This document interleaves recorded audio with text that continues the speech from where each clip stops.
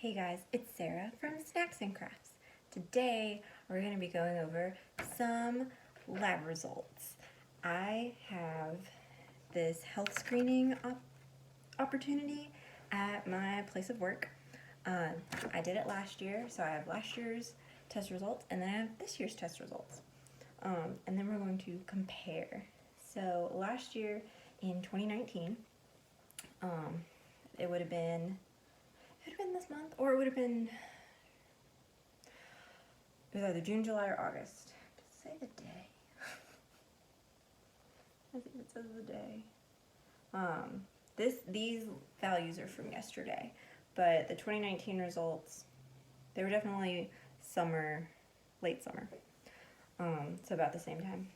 But it's like my cholesterol, my glucose, my weight, and then my ASCVD risk. They put that on there, but whatever. Well, they didn't do it last year. But I have a value this year. Anywho, so I wanted to put this out there because I was surprised by my test results in a good way.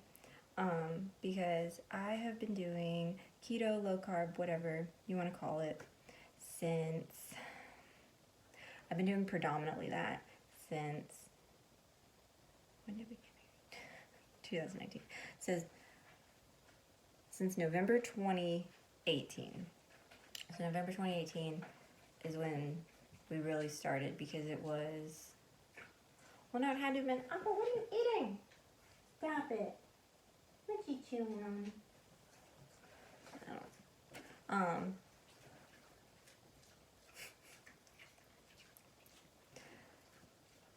I want to say it might have been the summer before that, because we started because my husband wanted to lose some weight before we got married, and so I was like, okay, I'll do it with you.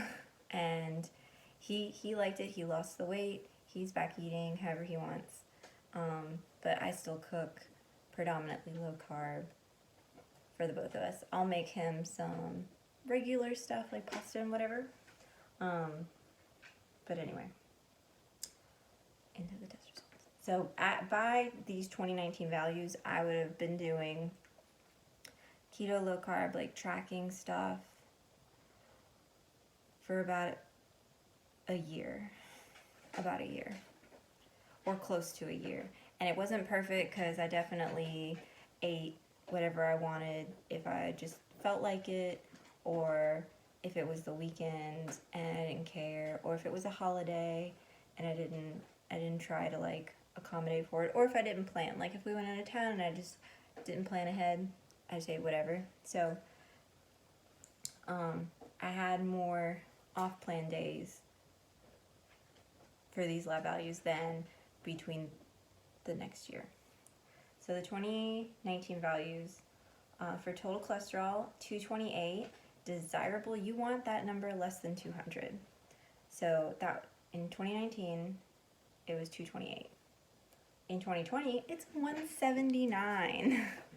That's so great. Y'all, I eat so much meat, so much fat, so much. I track it. I make sure that I get a lot of protein. Well, I don't track the fat, but like I don't care if I'm eating a lot of fat. Like I don't care. It doesn't bother me. I'm not trying to reduce the amount of fat. So my total cholesterol decreased by a lot. In 2019, my HDL was 70. In 2020, so yesterday, it was 67. You want this to be at least 50. So that did go down. This is the number you want to be higher. Let's see. And so that makes my total cholesterol to HDL ratio 2.67 this year.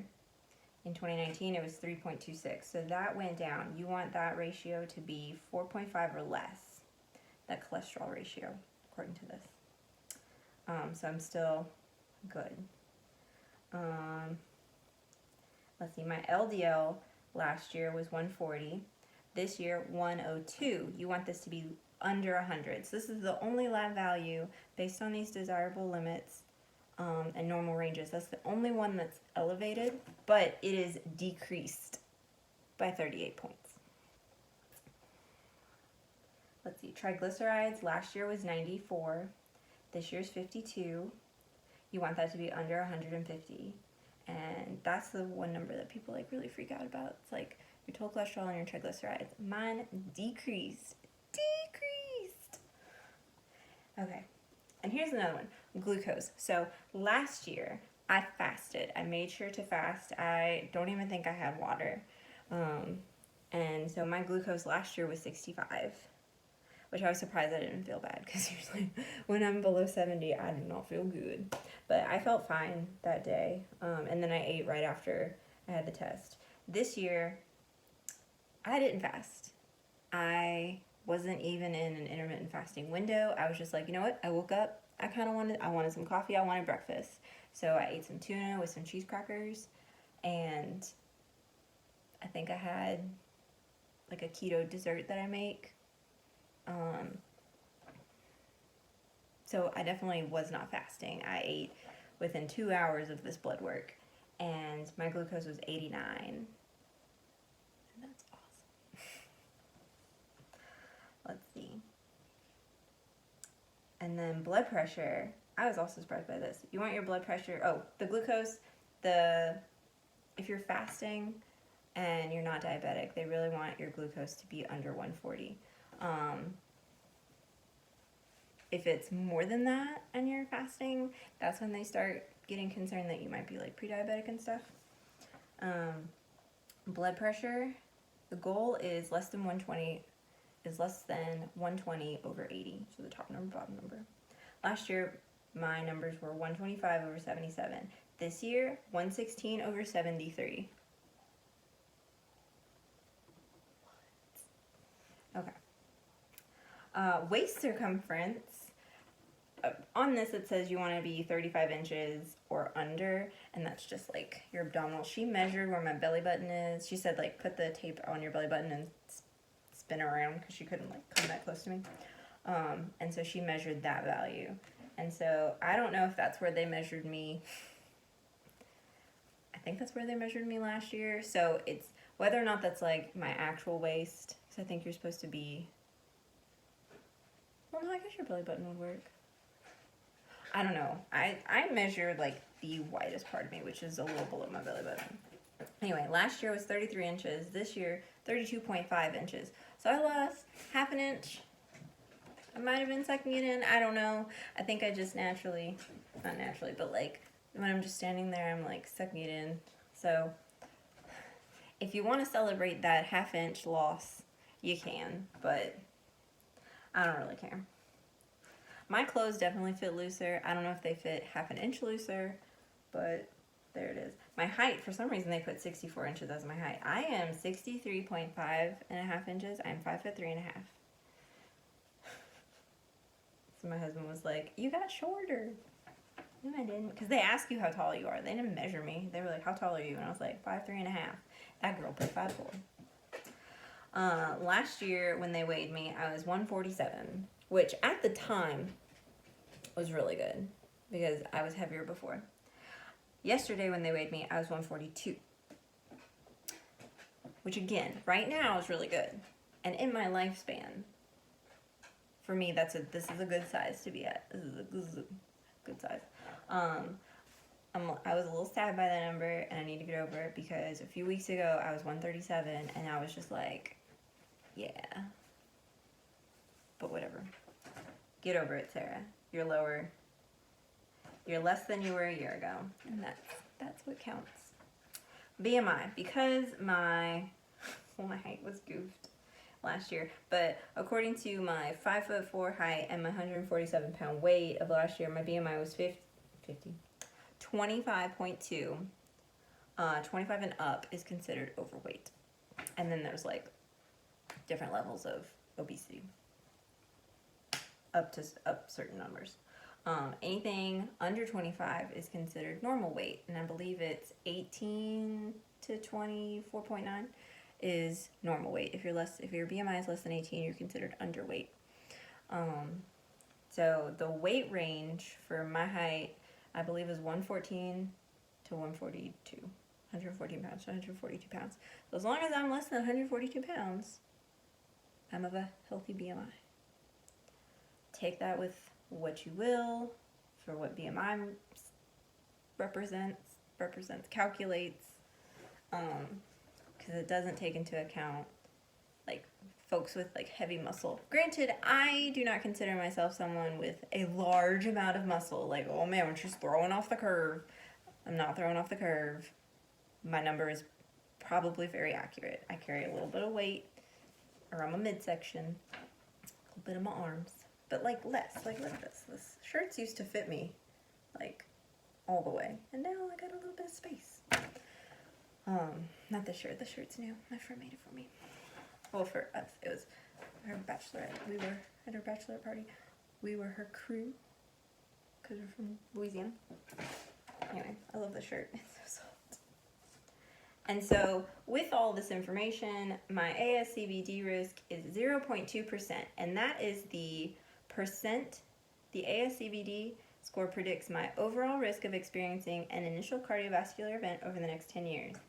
You want that to be less than 7.5%, and I'm at 0.2% with my numbers and my values. And this was a really long video, and if you stuck it out, I think I started talking about the labs at minute 3, so I need to put that in the title maybe. I appreciate you for sticking around and listening to my blab of this, but I just find, I work in the medical field, so I just find lab values fascinating. Like, it's information we can gather about our body in that state. I monitor patients' lab values like for a living, so not all of them, but I'm a pharmacist if you're curious. I don't know if I ever mentioned that before. But this is pretty cool. So whatever I'm doing is working. Whatever I'm doing is working for me from last year to this year, definitely. And I like what I'm doing. Every now and then I have a little treat, you know? But I don't let that fall into, like, worse eating habits. I don't want to say a binge, because I don't think I do that. But anyway, I'm so happy. And I just wanted to share it with you guys. Because half my life, my snacks, brought me to this. I changed the way I snack, the way I eat, and my numbers changed. Hopefully this can inspire someone. Even if it doesn't inspire anyone, at least it can entertain you for 14 minutes. So, like I said, I appreciate your time. Let me know if you have any other questions, comments, concerns about what we talked about. Don't ask me too much about like labs and stuff, because I'm not a doctor of pharmacy, but not a medical doctor. But anyway, at this point I'm just rambling. So you all have a good night, and I'll see you next time.